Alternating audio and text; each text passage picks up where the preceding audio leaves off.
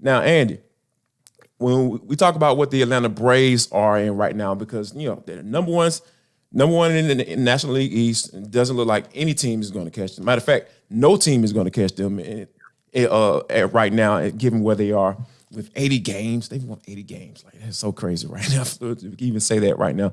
But when you think about all of the injuries that the Braves have dealt with Max Fried, and Kyle Wright and all of those guys, you got to start to wonder, okay, who is going to be the person to kind of come out of nowhere to be the person that say, you know what, I did not see this guy coming. He was the guy that kind of was the catalyst to get them to that World Series once the playoffs get rolling. And a guy that has been absolutely white hot as of late is Eddie Rosario. And I started thinking about, when I started thinking about this question, I started going back to okay, they traded for this guy mid-season in 2021, and they brought the guy in, and he just absolutely went on an absolute tear, just went crazy. And right now, in his last 2 games, he's got over a 1,200 OPS, which is absolutely ridiculous. So do you think he could be that guy this year, given how he's playing right now as the season's starting to wind down?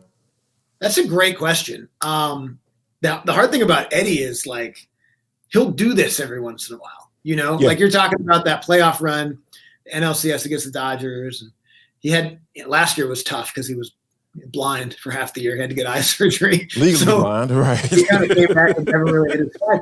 But he had a couple good hot streaks early in the season and then kind of cooled off. And right now is obviously as hot as he's been. If it's going to be Eddie, he's got to have a bad September and then get hot. Right. The offset, the greatness. He's not going to have a 12 OPS or 1.2 OPS through October. So he's got to cool off a minute and come back. But you make a great point in that, okay, we know pretty well what Ronald Acuna is going to be on a week in, week out basis. Yeah. At the end of the week, Ronald Acuna is going to have put together another great week every week. It feels like post All-Star break, Austin Riley is the same. Matt Olson has been phenomenal all season long. Ridiculous, yeah. And Michael Harris, the bottom of the lineup ever since early June, has really been solid. Now he's batting second this weekend because Ozzy's out. And I feel like when Ozzy comes back, you kind of count on him. It's almost like the middle. It's so weird because most lineups, your top 3 are incredible, and that's, or whatever you want them to be, and the Braves are. And then that next 3 kind of power and guys that are going to hit a lot of homers, and you can count on like that. And then the bottom 3, you never know where you're going to get. I almost feel like the top 3 for the Braves are the most reliable. Yeah. The bottom 3 are the second most reliable. Right. And then 4, 5, 6, you've got Olson, d'Arnaud sometimes Ozuna, Rosario, all those guys outside of Olson. I wouldn't put Olson in this category, but I would put Murphy, d'Arnaud, Rosario, Ozuna, all in that same category of any one of them could get hot enough to win you a series. It would Marcell Ozuna has done it a couple times this year where he's the best hitter in baseball for a week or 2. He just had a 16-game hit streak snapped yesterday. So yep, absolutely. He's capable of it. So I don't know that I would say for sure that it's definitely going to be Eddie, but I would, it's definitely one of those guys, or even I would put Arcia in that too. Arcia is kind of, he's been pretty steady, but there's these a couple weeks where he's really, really hot. So, you stay healthy and you get the lineup back where you want it with Ozzy batting second. God, I love Harris batting second though, man. I know it looks so good. He almost went for the cycle on Saturday. Yeah. He's faster than Ozzy. Yeah. So they've done this a couple times with him batting second where Ronald gets on. He's just going to get on. Easy. And then Harris either hits a single or Ronald's already on second because he stole second or something like that. And then all of a sudden you have Harris and Acuna on the base pass with no outs in the first inning.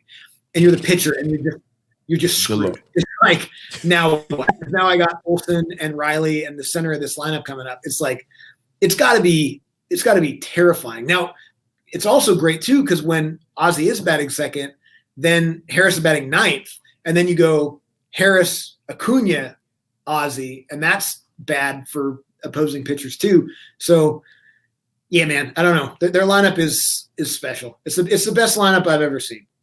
It's so crazy because like when you think about all those names in the top three you just mentioned, like it is super, super special. And it's crazy for us to be talking about a guy who hits in the 5th or 6th hole, like being a catalyst, for them winning a World Series, because it's just like you understand that, they're going to be ebbs and flows in the playoffs because, like you said, we have, Marcell Ozuna, who just snapped a 16-game hit streak.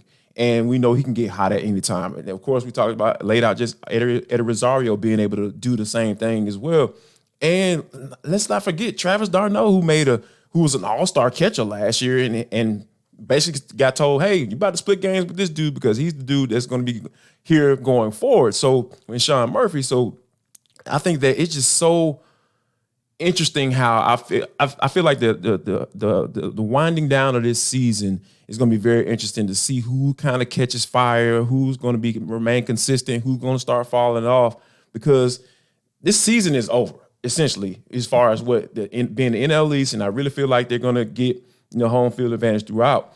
And we have to start talking big picture right now because I know me, being grown up in Atlanta, like I'm looking for something to go wrong. I'm looking for something to say, you know what?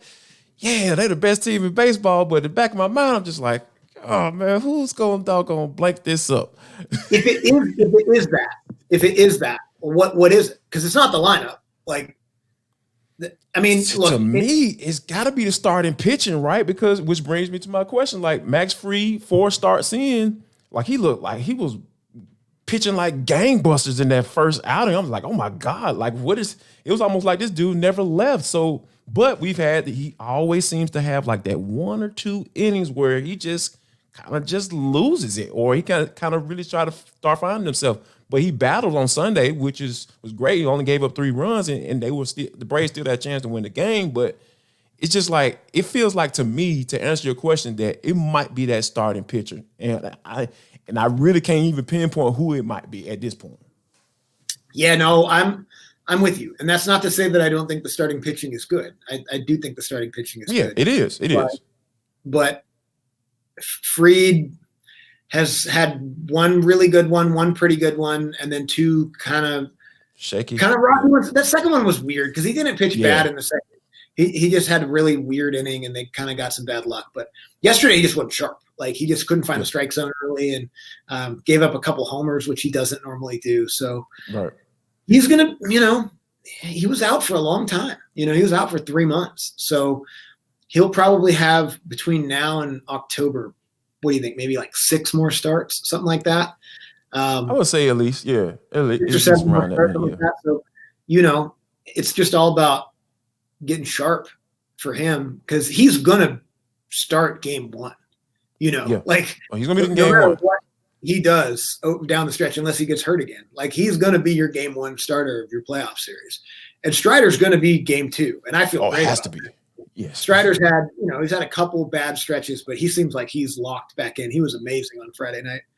Ridiculous. And then, how it is in the playoffs. You really only need 3 starters, especially in a 5, best of 5. So I feel good about Charlie, but Charlie also, Charlie could go out there and be terrible. He's old, and he's old. He only walked 7 guys 2 starts ago. And then he struck out 10 guys last start. So it's like last start. You never know talking bad about him. It's just like, oh yeah, I heard you big man talking about me. Yeah, I got 10 of these guys. I'm gonna sit them down just for you. And I don't. No offense to Elder, like great season, but I got a lot of questions about him in a playoff game against a really good lineup. If you go back and look at his numbers, good playoff caliber lineups have been hard for him. So, when you think about it, though, he doesn't really have out pitches. Like he's not a strikeout type of guy. So he's basically is all banking on location, and if that is off by a couple inches, it might be going the other way in a very long way. Another thing too, it sucks that this is a part of it, but it is. We've seen it a lot the last week with the Braves because they've had Angel Hernandez and CB Buckner behind the plate once each in the last 5 games. Elder needs a little bit of a low strike zone. Like Yeah. The two starts ago when he was really bad, I don't remember who it was against, but anyway, it doesn't matter. They were laying off the low stuff, and he was walking guys. And when he's walking guys, he, like you said, doesn't have out pitches, and he's got to rely on defense and not luck, but good fortune that the ball is hit at his defenders or they make a ground play. Balls and all that stuff. Yeah. Another thing, and this is such a small nitpicky thing with a team who's clearly the best team in baseball, they make bad decisions sometimes. Yes. Like you see, Arcia will make a weird, all right, why'd you go to third base? You had the easy out at first. Or Olson will boot a ground ball here or there. I know they're always ultra aggressive on the base paths, but I get being ultra aggressive with Acuna and Harris. Maybe you don't have to be as aggressive with Murphy or Matt Olson. That's okay. We understand. Yeah. But those are the, how it is. Like you said, you grew up as a Braves fan in the 90s, where the Braves were the best team in baseball almost every year, but you didn't win it almost every year because you get to the playoffs and fluky stuff happens. So it's just about trying to widen those margins out as much as possible. And I think the offense does that. Yeah, absolutely. So I think that, being able to win, I think this series against the San Francisco Giants was pretty good because it wasn't 8-9 or 9-0 or something like that. You saw 4-3, 4-0. Those are some of the things that you like to see. I know people talk about nil like we're talking about soccer. You got a soccer. No, you got soccer infected right there in your brain. You know me, man. I'm talking about it every day on ATL Day 1. That's in the culture segment, right? Yes, absolutely. Which is getting ready to come up. Which is ready to come up next, if I can get through it. But we want to say thank you guys to all our everydayers, ATL Day 1s, for rocking with us each and every day. We really appreciate you. Tanitra will be back. I promise you. She'll be back. All you guys dropping the comments. You can kind of let me know how much you miss her, and I miss her as well. But we got my main man Andy Bunker filling in for today. People know where she is. You guys talked about where she is and what she's doing. She's doing the Lord's work. Okay. Yes, she's doing the Lord's work. Literally doing the Lord's work. No, I know what she's doing and where she is. I just didn't know how much you guys talked about it. Yes, we we uplift Tanitra on this show, because she's a great human being. I don't want to get into a space where people get tired of hearing how great of a human being she is, because the stuff she's doing over there is you can't talk about it enough. So yeah, nope. And we try to keep it sportsy on here. Legitimately one of the best people I've ever met in my life. Absolutely, she's great. She's great. Yep.